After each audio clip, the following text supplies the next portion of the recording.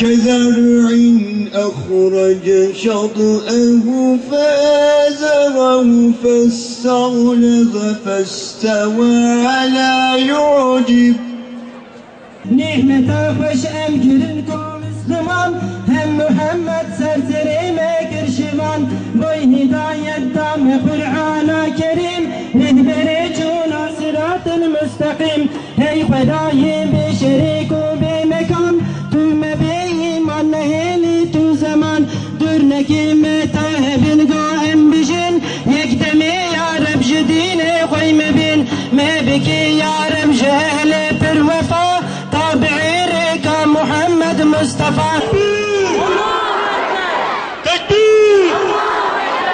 Tekbir! Peygamber Efendimiz Aleyhisselatü Vesselam'a selamlarımızı gönderiyoruz, hürmetlerimizi gönderiyoruz ve diyoruz ki ya Resulallah seni çok ama çok seviyoruz. Sahabeler gibi diyoruz ki fedâke ebi ve ümmi ya Resulallah. Tekbir! Tekbir! Tekbir! Değerli kardeşlerim, kıymetli bacılarım, Peygamber Efendimiz bir hadis-i şeriflerinde şöyle buyuruyor. Diyor benden sonra bazı insanlar gelecek ki benim sevgim için, benim dinimi öğrenmek için, benim adımı yükseltmek için canlarını, mallarını feda edecekler. Değerli kardeşlerim, işte Allah'ın izniyle bizler de şu anda Peygamber Efendimiz'in sesini yükseltmek için, adını yükseklere çıkartmak için her şeyimizi ama her şeyimizi feda ediyoruz. Değerli kardeşlerim, bu alanda bugün sizler buradaysanız bazı insanların, bazı Müslümanların fedakarlıkları sonucu böyle olmuştur.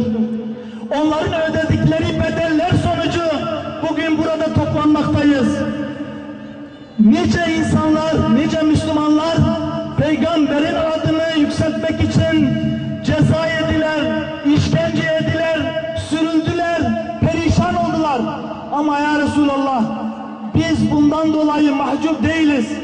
Yine de senin adını yükseltmek için, senin sünnetini öğrenmek için, başka insanlara ulaştırmak için yine de gerekirse canımızı vereceğiz, malımızı vereceğiz ve her türlü eziyet ve cefayı göze alacağız. Tekbir! Tekbir! Tekbir! Ya Muhammed Mustafa men düşbana tamamı alema haci alemi guhenin mi düşbana tamamı alema rahmet şandi yani ki mana ve evi hakikat çok az alem henin hav Khudet Ta'ala zanib hem de bejin 11,000 alem ama Allah alem çok az alem henin da'u alemanat çi mahluk henin canlı cansız tamam rahmeta ilahi nuzul servan dibe şuba hatire Muhammed Mustafa sallallahu aleyhi ve sellem eğer Muhammed Mustafa'nın rahmeta Khuda ba emi giştuk diyek saniye helak bana kainat nedma eflak nedma